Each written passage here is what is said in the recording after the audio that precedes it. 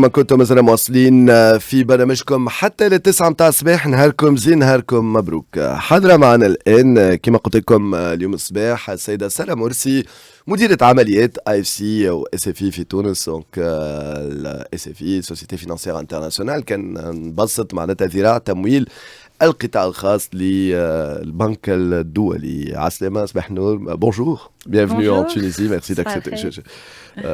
Merci d'accepter notre invitation ce matin. Je rappelle que c'est probablement votre première apparition médiatique depuis que vous êtes à la tête des opérations de la SFI en Tunisie. Alors, pour ceux qui ne connaîtraient pas, la SFI, c'est quoi ? Alors bonjour Wassim, c'est un plaisir d'être avec vous ce matin. En effet, première apparition médiatique après un mois en poste. Et la SFI, c'est la branche du groupe Banque mondiale qui finance et conseille le secteur privé. Et la mission du groupe... Je l'ai dit en fait en tunisien, peut-être j'ai dit qu'elle finançait, mais c'est vrai, on oublie le côté conseil. Le côté conseil est important. Ouais, je pense que ça fait partie de notre proposition de valeur et on a un gros portefeuille de conseil en Tunisie, on pourra en parler, les structurants. Ouais, donc c'est en gros ce que fait la SFI en Tunisie. Alors, si vous permettez, Sarah Morsi, peut-être quelques mots sur votre personne, ce que vous faites, ce que vous avez fait. Parce que vous venez pas du groupe Banque mondiale. Non, je suis nouvelle, effectivement. Donc, moi, je suis franco-algérienne. Donc, je m'estime être votre voisine et je suis née à Paris. J'ai grandi à Paris. Ce qui m'a amenée dans le développement, c'est vraiment toutes ces vacances que j'ai passées en Algérie où je voyais le décalage, en fait, entre ma vie française très confortable et le peu d'opportunités que trouvait ma famille et tous les concitoyens algériens. Donc, ça m'a toujours beaucoup questionnée. Et c'est comme ça que je me suis orientée dans le développement après mes études à Sciences Po. Donc moi, je viens du groupe Agence française de développement où j'ai passé 14 ans. Et les années les plus... L'AFD, absolument. AFD et Proparco, qui s'occupent aussi du secteur privé.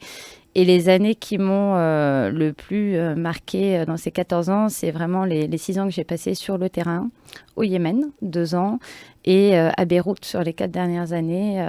C'était des années, en fait, avec plein de défis. C'est pas facile, ni personnellement, ni professionnellement, de développer une activité dans ces pays. Vous savez que voilà, le Liban a traversé une grande crise. Et en même temps, j'ai trouvé des gens fascinants. J'ai beaucoup appris. Voilà, donc, vous étiez au premier rang, au Liban, justement, avec la crise par laquelle passait ce pays. Donc, vous étiez Proparco au Liban. Au Liban, absolument. Et au Yémen, en plus, qui passait pareil par une crise. Ça devrait vous changer ici, donc je l'espère. On l'espère aussi. La situation, on l'espère qu'elle est... on va vous laisser découvrir. Ça fait un mois que vous êtes là. Donc voilà, ça c'est un petit peu pour le background, pour que les gens apprennent à vous connaître.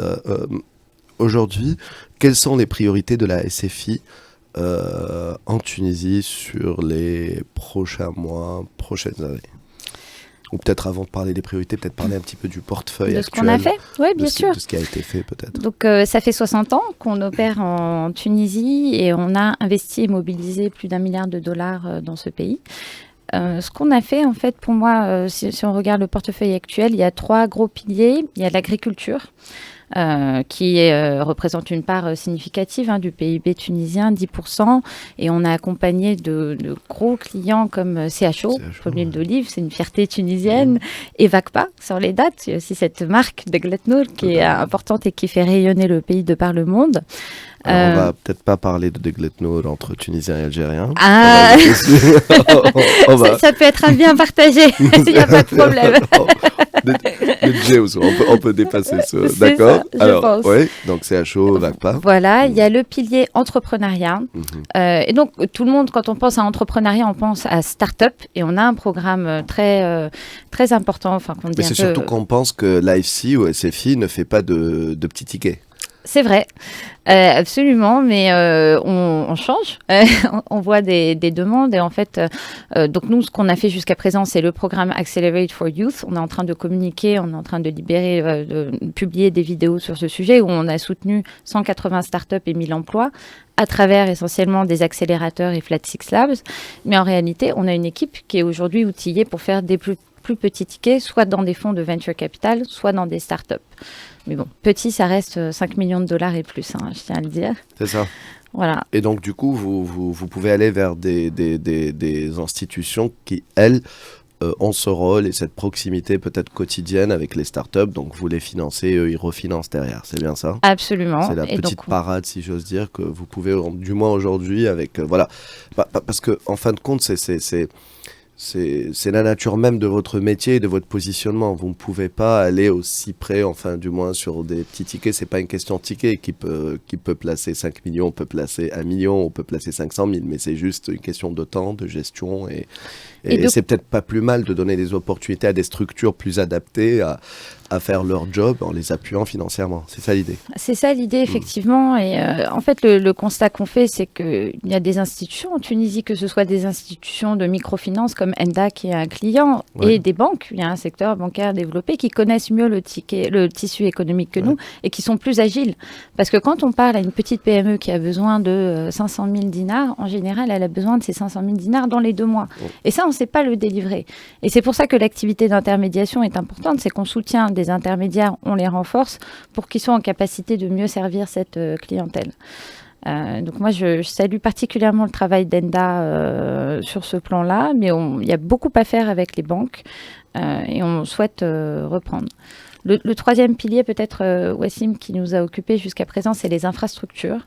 Et on est vraiment très fiers d'avoir signé en septembre dernier le projet Karouane Solar. Donc, c'est un parc solaire de 120 MW. C'est le premier parc solaire tunisien qui va être développé par Amea Power, un acteur privé des Émirats arabes unis. Et pour nous, ça envoie un signal au marché que la Tunisie est sur la voie de la transition énergétique et peut attirer des investisseurs privés, malgré une conjoncture qui n'était pas extrêmement favorable. Très bien. Alors, il y a pas mal d'auditeurs qui sont en train de réagir, mais sur ces questions justement de tickets, est-ce que ça va évoluer? On parle peut-être pas de start-up, mais d'aller, parce qu'aujourd'hui, le ticket minimum, vous avez dit 5 millions, c'est bien ça? C'est toujours 5 millions.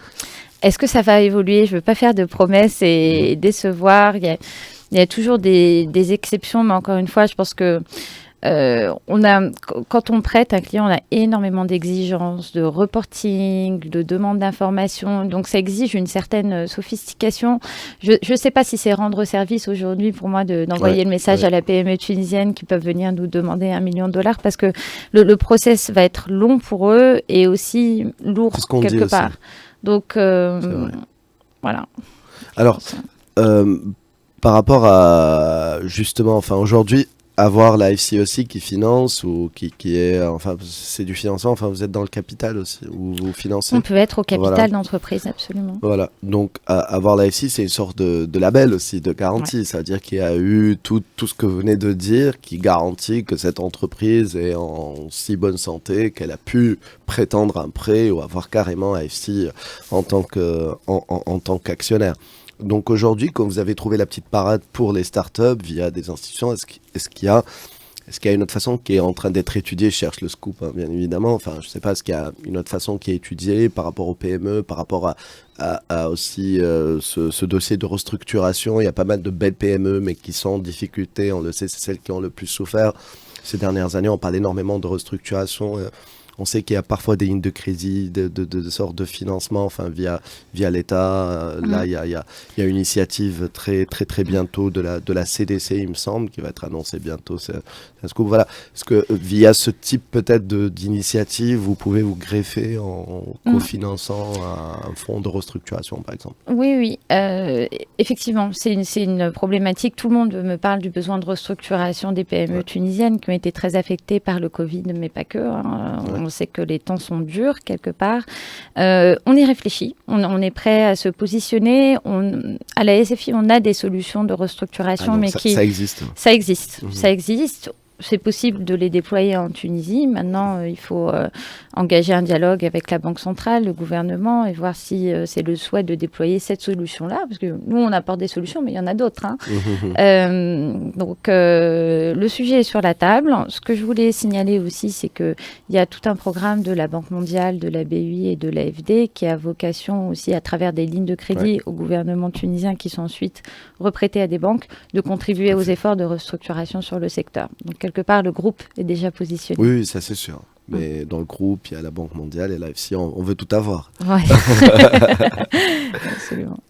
Merci à vous. Alors, restez avec nous. نمشيو فاصل قصير راجعين باش نحكيو على عديد المواضيع. ما زلنا مع ضيفتنا سلام مرسي، نذكروا ممثلة جديدة والمسؤولة على عمليات الاس اف اي سوسيتي فينانسيير انترناسيونال، ذراع تمويل القطاع الخاص للبنك الدولي في تونس.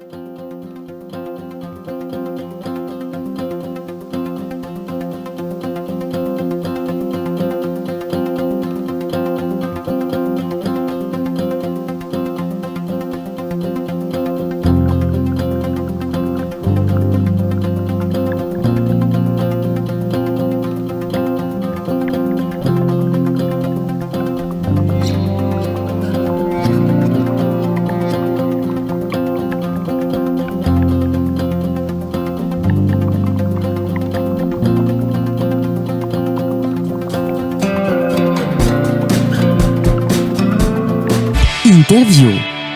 مواصلين في برنامجكم حتى للتسعة متاع الصباح. نهاركم زين، نهاركم مبروك. حاضرة معنا كما قلت لكم اللي تحقوا بنا الآن السيدة سارة مرسي، مديرة اي اف سي في تونس، ذراع تمويل القطاع الخاص للبنك الدولي.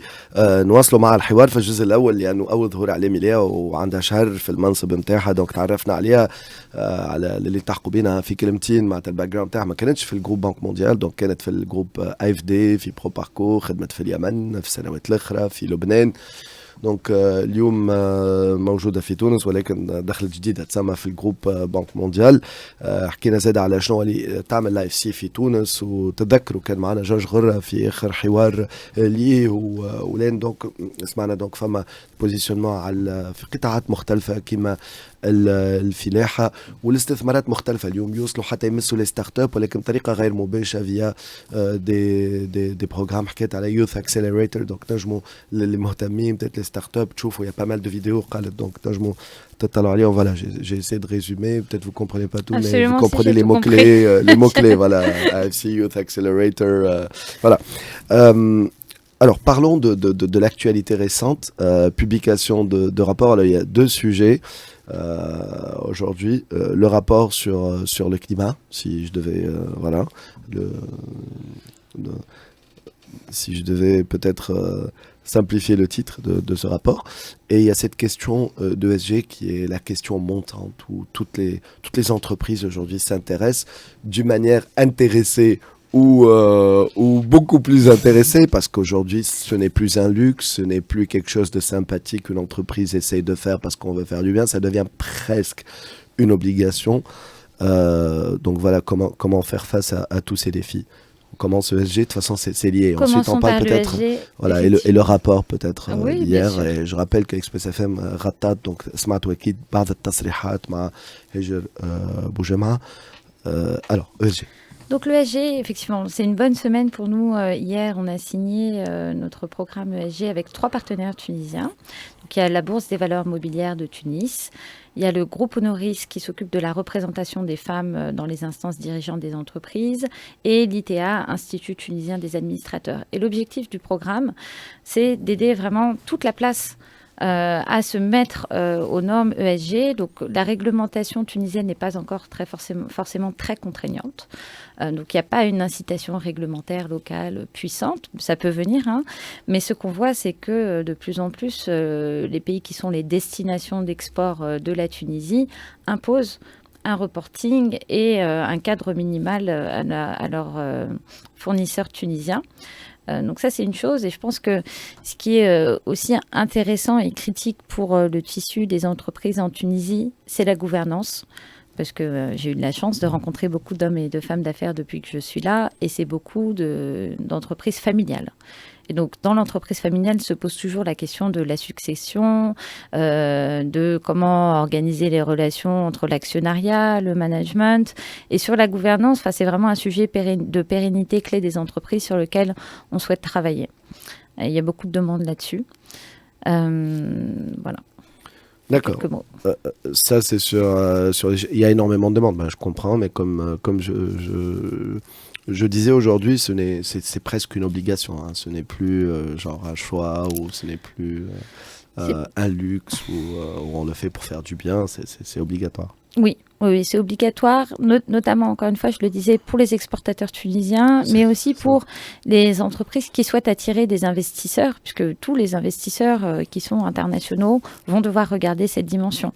Et de la même manière que le climat, si ça peut offrir une transition, c'est obligatoire, parce que ce soit à l'IFC ou chez toutes les institutions financières de développement, on regarde désormais si les projets sont alignés avec l'accord de Paris. Et donc avec une trajectoire du monde, avec un réchauffement à moins de 2 degrés. Donc effectivement, c'est quelque chose qui s'impose. Et l'idée du projet, c'est que les entreprises ne soient pas en train de subir ces exigences, mais se les approprient et en dérivent de la valeur. Au final, ce qu'on veut, ce qui nous intéresse, c'est pas forcément un papier ou un rapport qui soit créé au niveau d'une entreprise, c'est des changements de pratiques qui aident à pérenniser les entreprises et qui aident aussi à créer de la valeur et donc de la rentabilité pour elles. Très bien. Alors, le rapport sur le climat et de développement en Tunisie, voilà le nom complet, c'est bien ça, qui a été lancé hier. Qu'est-ce qu'on apprend dans ce rapport ? Alors, ce rapport, c'est une publication conjointe avec la Banque mondiale qui, en fait, éclaire quels sont les impacts du changement climatique sur la Tunisie. On regarde notamment l'impact sur la croissance. Voilà, aujourd'hui, en Tunisie, sur le premier semestre, la prévision de croissance, elle a été divisée par 2 à cause de la sécheresse. Donc voilà, on est en train de parler de problématiques actuelles qui montrent aussi l'impact sur la productivité, la création d'emplois. Et ce que le rapport essaye de faire, c'est montrer quels seraient les coûts de l'inaction. Et ils sont très importants. Mais on ne dit pas que la Tunisie n'est pas en train d'agir. Au contraire, il y a déjà des choses. Et qu'est-ce que le pays, comment le pays peut bénéficier d'actions et d'investissements pour s'adapter et atténuer les effets du changement climatique. Et il y a une partie secteur privé, puisque c'est notre domaine, qui illustre aussi les risques et les opportunités. Et nous, là où on voit des opportunités, je voudrais parler de 3 domaines. Il y a très clairement l'agriculture. Bon, voilà, encore une fois, on vient de traverser une période de sécheresse, de fortes températures. Et on trouve qu'il y a une grosse opportunité d'améliorer les techniques d'irrigation en Tunisie. Et peut-être aussi d'explorer le dessalement. Et certains sont déjà en train de le faire. Donc, il y a des champions locaux, il faut les mettre en avant. Et l'idéal serait que ça suive pour que les producteurs ne souffrent pas. On travaille aussi à quelque chose, moi, qui m'enthousiasme beaucoup. Il y a un atelier le 6 décembre sur ce sujet. C'est l'assurance, la micro-assurance indexée pour les agriculteurs. Donc, c'est un peu complexe, mais l'idée, c'est que si la pluviométrie est en deçà d'un certain certain niveau ou c'est les températures dépassent un certain niveau qui ont un impact sur leur production, les agriculteurs peuvent être compensés. Donc ça, c'est des sujets qui nous occupent. Il y a un deuxième grand axe, une opportunité formidable pour la Tunisie, c'est les énergies renouvelables. Voilà, il y a un taux d'ensoleillement incroyable dans ce pays, un gros potentiel éolien. Et donc, le gouvernement a lancé un appel d'offres d'1,7 gigawatt pour augmenter la capacité de production d'énergie renouvelable. Et nous, on est positionné pour le financer. Et troisième axe, c'est la décarbonation des industries. Et donc, comment les industries qui exportent aujourd'hui en Tunisie peuvent diminuer ou faire un usage optimal de leurs ressources pour en dériver un avantage compétitif. Alors, je vais essayer d'interagir. Il y a pas mal de questions qui arrivent depuis 20 minutes. Donc, il y a une question qui est arrivée tout à l'heure, mais qui était bien inspirée, parce qu'il y a un lien avec tout ça. On vous demande sur vos investissements la question de ce qu'on appelle aujourd'hui de l'impact investment. Justement, donc c'est ce que vous faites, comment vous le faites, de l'investissement impact. Est-ce que vous cherchez des projets dans lesquels vous allez être, qui ont de l'impact, comment est-ce qu'aujourd'hui, parce que c'est des nouvelles notions, on parlait tout à l'heure de l'ESG qui est une obligation qui n'est plus, parce que si on en parlait il y a quelques années, oui, ça serait bien que le projet puisse avoir, mais pour l'impact aussi, c'est obligatoire aujourd'hui? C'est une excellente question. Donc nous, systématiquement, on regarde les impacts des projets. Financer une entreprise qui est rentable parce qu'elle est rentable, ça ne nous intéresse pas. S'il n'y a pas un impact positif en termes de création d'emplois, encore une fois, en termes de mise au standard, ça peut être ESG, mais ça peut être aussi des standards industriels, etc. On ne va pas y aller. Donc pour nous, tout projet, quand on passe à un comité, il doit avoir une thèse d'impact. Et ça, c'est quelque chose qui est nouveau, quelque part peut-être dans les médias ou sur la place tunisienne, mais qui fait vraiment partie de notre ADN. Ce qu'on voit à l'échelle du monde, c'est que maintenant, c'est pas que les institutions financières de développement comme l'IFC qui s'occupent de l'impact, c'est qu'il y a même des acteurs et des flux financiers privés qui mettent l'impact un peu au cœur de leur action. Très bien. C'est très important aujourd'hui la question de l'impact, et on le voit d'ailleurs dans les questions. C'est très important aussi pour toute une génération aujourd'hui qui commence à être dans le monde de l'entreprise, qui ne sont plus si jeunes que ça, pour lesquels les questions d'impact sont très très importantes. Alors, pour revenir et terminer sur le rapport, aujourd'hui, quand on parle de climat, les changements climatiques aujourd'hui, on parle de green finance aussi, enfin, pour vos financements, c'est lié à la question de l'impact. Qu'est-ce qu'on apprend sur le futur de vos investissements en fonction de ces changements climatiques, justement? Si vous faites ces rapports aussi, c'est pour vous aussi pareil, c'est pour mieux comprendre le monde et les changements qui opèrent sur le monde.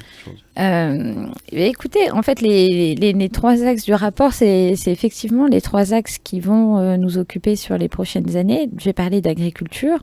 Et du potentiel, c'est plus qu'un potentiel, de l'importance que ça représente pour l'économie tunisienne. Cette année, on a un pipe de 100 millions de dollars d'investissement au bénéfice de 2 entreprises agricoles.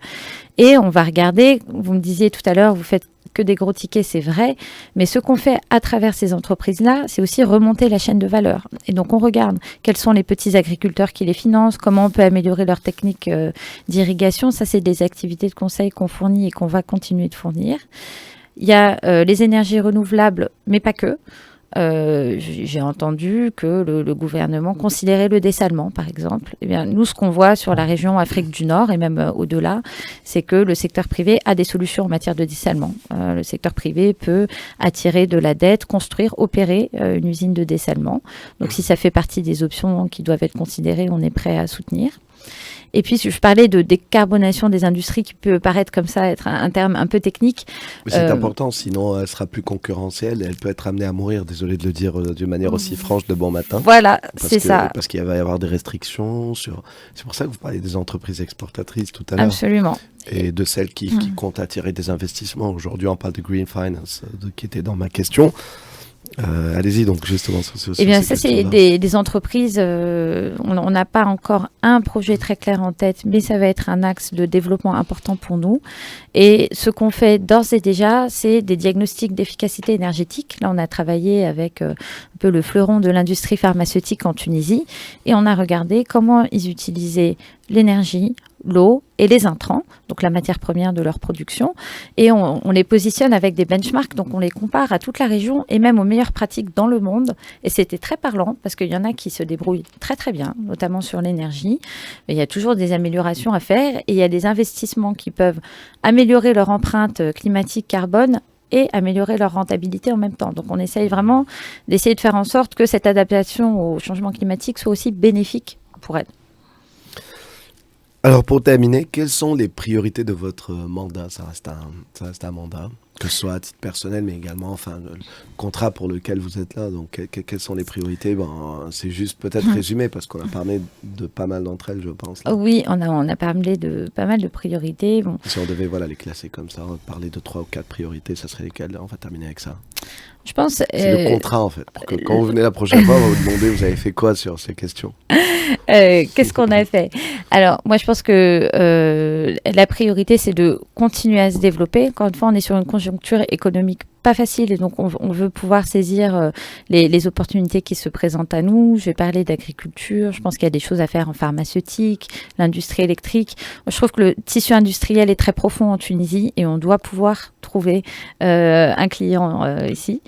Et il y a la question de l'entrepreneuriat qu'on souhaite continuer à développer.